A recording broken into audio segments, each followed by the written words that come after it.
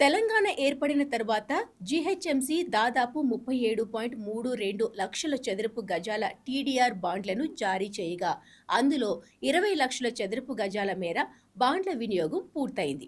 ఇంకా 15.36 లక్షల చదరపు గజాల బాండ్లు జీహెచ్ఎంసీ టీడీఆర్ బ్యాంకుల్లో ఉన్నాయి.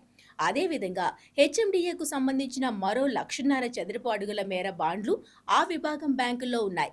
కాంగ్రెస్ ప్రభుత్వం ఏర్పడే నాటికి మార్కెట్లో టీడీఆర్ బాండ్ల విలువ సుమారు 22-27% వరకు ఉంది. అంటే 100 విలువైన బాండ్లను 22-27 వరకు కొనుగోలు చేసే పరిస్థితులు ఉన్నాయి.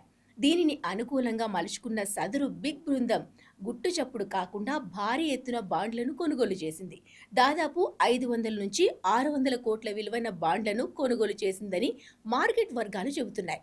అయితే వీటి కొనుగోలు ప్రక్రియ పూర్తయ్యే వరకు జీహెచ్ఎంసీ, హెచ్ఎండిఏ నుంచి కొత్తగా టీడీఆర్ బాండ్ల జారీ నిలిపివేశారని రియల్ ఎస్టేట్ వర్గాలు తెలిపాయి. ఈ విషయం బయటికి పొక్కి ఎవరైనా ప్రశ్నిస్తే బాండ్ల జారీ నిలిపివేశారని ప్రభుత్వం నుంచి ఆదేశాలున్నాయి అని అప్పట్లో ప్లానింగ్ విభాగం వర్గాలు బుకాయించాయి.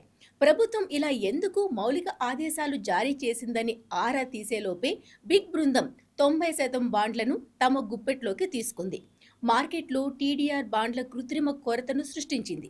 సదరు బృందం నుంచి కొనుగోలు చేసిన బాండ్లు మినహా మిగిలిన బాండ్ల వివరాలను ఆన్లైన్లో కనబడకుండా చేశారని, ఇందులో అధికారుల హస్తం కూడా ఉందని అప్పట్లో ఆరోపణలొచ్చాయి.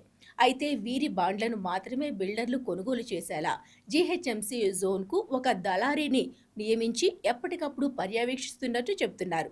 మార్కెట్లో టీడీఆర్ల కొరత సృష్టించి రేటును ఒక్కసారిగా 60% పెంచారని సమాచారం. దీంతో సాధారణ బిల్డర్లు గగ్గోలు పెట్టారు. ఈ క్రమంలో మామూలు బిల్డర్లు కొత్త ప్రాజెక్టులను చేపట్టకుండా చేతులెత్తేశారు. బడా నిర్మాణ సంస్థలు కొన్ని అప్పటికే తాము కొనుగోలు చేసిన వాటిని వినియోగించుకోగా మిగిలిన వాటిని ఎక్కువ రేటు చెల్లించి కొనుగోలు చేశాయి.